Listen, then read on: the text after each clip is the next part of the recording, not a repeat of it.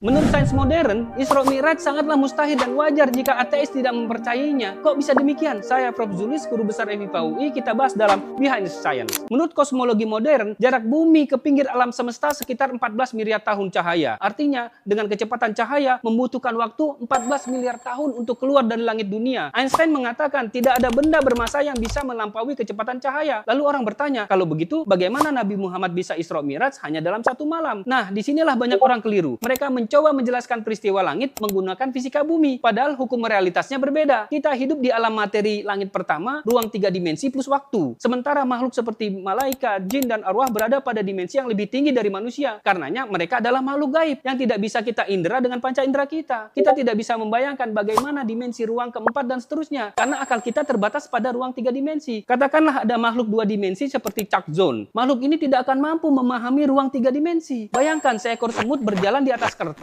Bagi semut, untuk pindah dari ujung kiri ke ujung kanan, ia harus berjalan jauh menyusuri permukaan kertas. Tapi bagi manusia yang berada di ruang 3 dimensi, kita tinggal angkat semut itu lalu pindahkan ke posisinya. Perjalanan jauh bagi semut menjadi jauh lebih singkat ketika dibantu makhluk berdimensi lebih tinggi. Atau kertas itu tinggal dilipat saja sehingga 2 titik bisa langsung bertemu. Dalam fisika modern, konsep seperti ini mirip ide wormhole-nya Einstein. Artinya apa? Bisa jadi Isra Mi'raj bukan melanggar hukum fisika dunia kita, melainkan menggunakan hukum fisika yang lebih tinggi, yang belum mampu dipahami oleh akal manusia pada hari ini. Dalam permainan Rubik, tidak mungkin menyelesaikan Rubik 3x3 hanya menggunakan algoritma Rubik 2x2. Perlu algoritma Rubik 3x3. Kalau manusia saja bisa membuat internet yang menghubungkan miliaran orang dalam hitungan detik, tentu Allah pencipta langit dengan ruang dan waktunya mampu memperjalankan hambanya dalam satu malam. Sehebat apapun sains dan teknologi manusia, selalu punya batas observasi. Sehingga ada wilayah yang dipahami dengan logika dan ada wilayah yang harus didekati dengan iman. Inilah logika keimanan. Mencari rumus Isra Mi'raj di fisika hari ini ibarat mencari aplikasi Instagram di kalkulator cabe. Kagak sampai, bos.